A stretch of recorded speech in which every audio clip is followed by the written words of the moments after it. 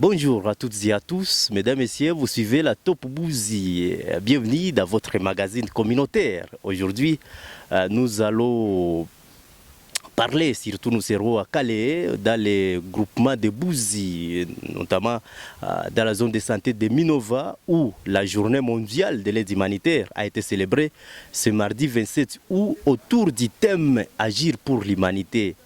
En tout cas, initialement prévu le 19 août, cette commémoration a finalement réuni plusieurs organisations humanitaires qui œuvrent dans la région. Devant la presse locale, Philippe Moubande de l'ONG ODH, Observatoire des droits humains, a lancé un appel à la communauté. Surtout, il a insisté sur la nécessité de garantir un accès sécurisé et sans entrave aux humanitaires dont la mission est de sauver des vies. Cette journée d'aujourd'hui, c'est une journée commémorative pour en mémoire de nos compatriotes qui sont morts pendant l'exercice des fonctions, les humanitaires qui sont morts pendant leur exercice des fonctions, et qu'aujourd'hui c'est une journée qui est dédiée à leur mémoire. Cette journée a été décalée parce que normalement on devrait la célébrer le 19 août, mais malheureusement suite au manque de fonds, donc notre niveau de mobilisation des fonds au niveau de Minova était faible.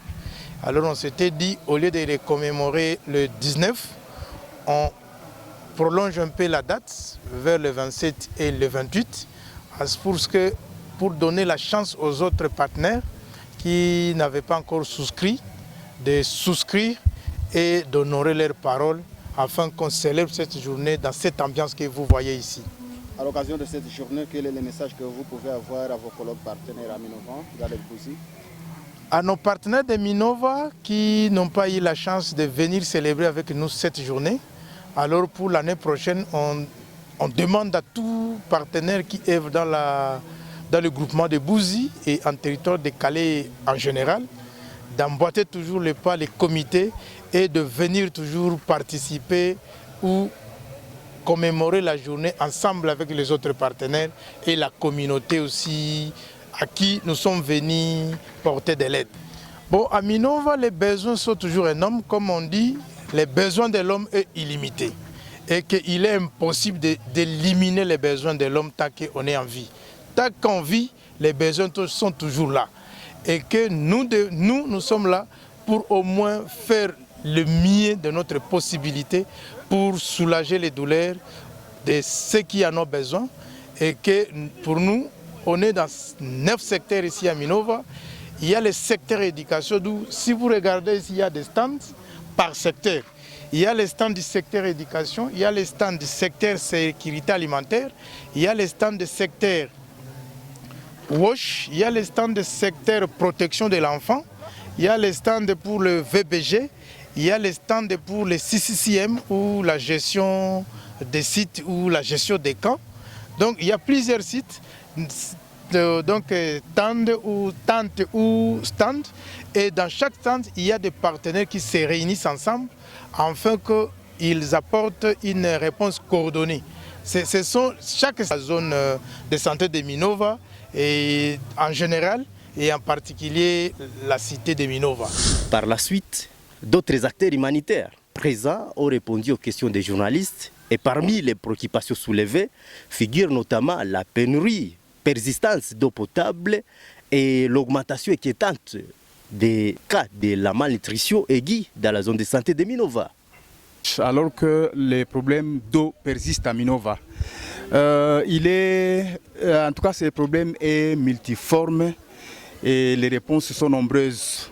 Entre autres choses, c'est que MDA par exemple, il est déjà dans les développements, c'est-à-dire qu'il y a par exemple pour les projets actuels, il y a 4 addictions à réhabiliter.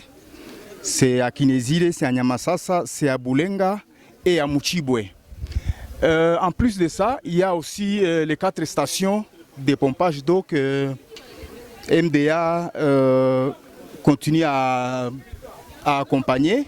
Il s'agit de la station à Boudindi, à Boudondo, à Muchibwe et à plutôt Kitembo et Kibiroa.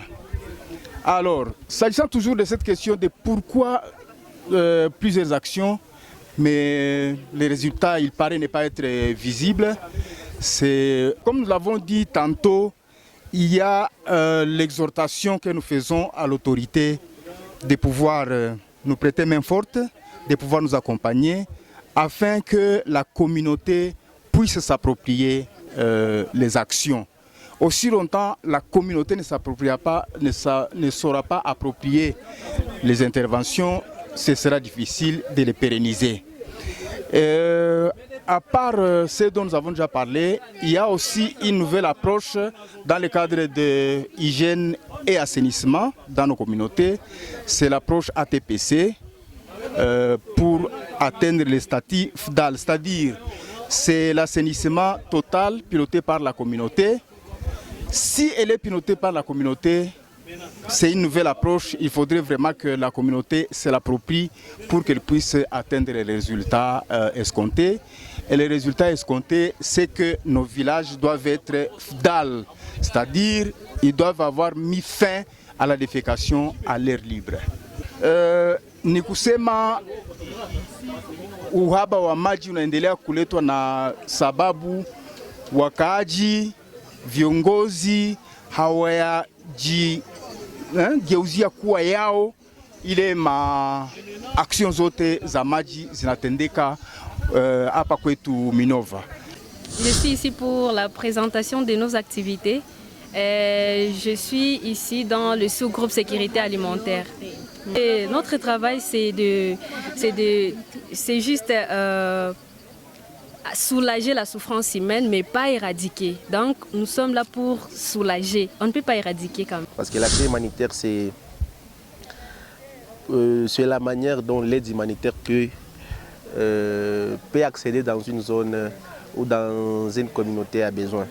Alors, les gens qui bloquent cet accès humanitaire, bien sûr que ce serait mieux qu'ils aient entre eux un esprit d'humanisme, parce que étant dans nos zones de conflit, étant dans nos zones où des contextes sont volatiles de temps à autre, il y a des populations qui souffrent, il y a nos frères, il y a nos sœurs, nos sœurs, nos mamans, nos papas qui sont en difficulté, voire même nos enfants qui sont en difficulté.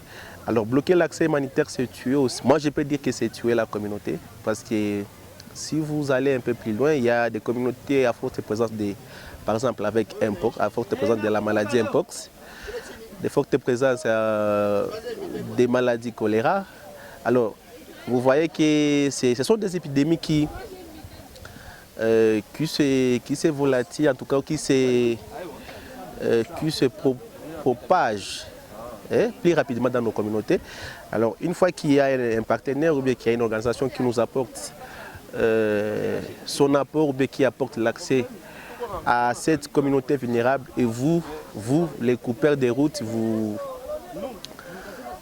freinez ça. En tout cas, c'est presque ne pas avoir l'esprit d'humanisme. Nous, en tant que cluster santé, les activités que nous avons dans la zone de santé, c'est plus le soin gratuit aux bénéficiaires. Donc, c'est la prise en charge médicale de vulnérables et aussi des cliniques mobiles que nous organisons pour donner la possibilité et la chance à toute la communauté vulnérable de pouvoir se faire soigner. Donc, dans ça, c'est pour minimiser les décès communautaires, pour que les gens ne puissent pas, qui manquent de l'argent ou de moyens pour se faire soigner, ne puissent pas mourir à la maison, mais qu'ils puissent avoir le soin gratuit pour leur permettre d'avoir une bonne santé. En tout cas, c'était là le résumé de cette journée dédiée à l'action humanitaire, célébrée avec force et engagement ici à Minova. Merci de nous suivre sur Top Bouzi Télévision. N'hésitez pas surtout à partager à vos proches.